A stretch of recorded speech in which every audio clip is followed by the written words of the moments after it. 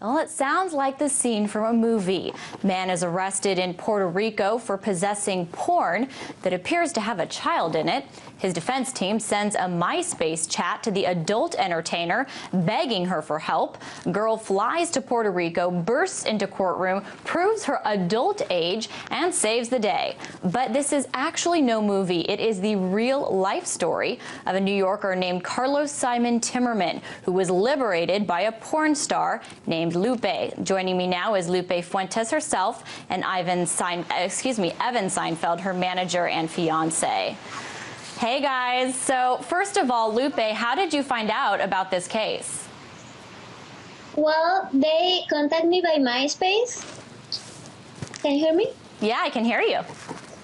They contacted me by MySpace, and his lawyer explained me everything that is happening with this guy, and we went to help him.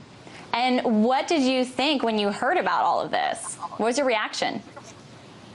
I was really surprised. I was really upset because I love my work and I don't want to hurt anybody or do anything bad for anybody.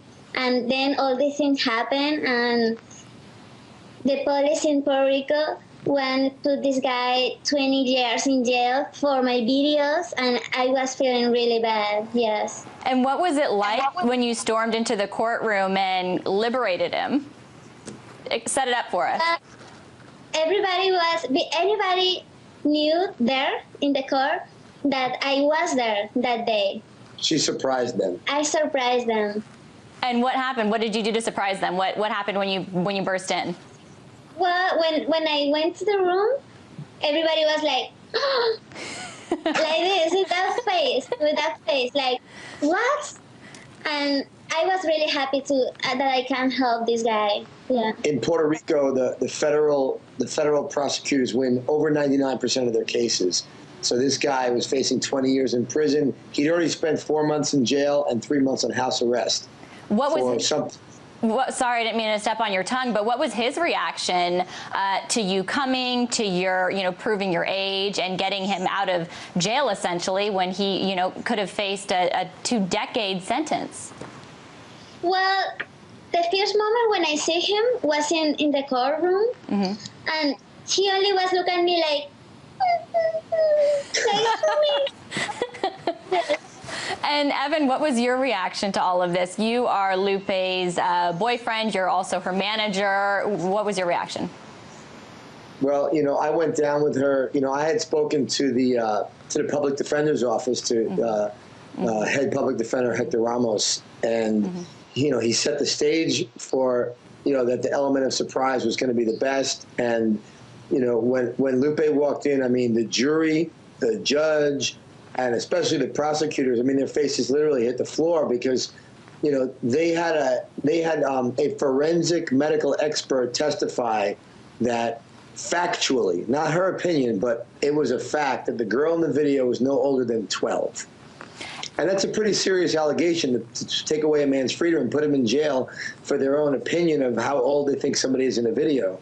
And, It's a great point, and I do want to touch upon that because Lupe, I mean, in this photo that we were just looking at, you do look very young. Has anything like this happened in your career as a porn star, where people have been implicated of child pornography for watching your material and that sort of thing?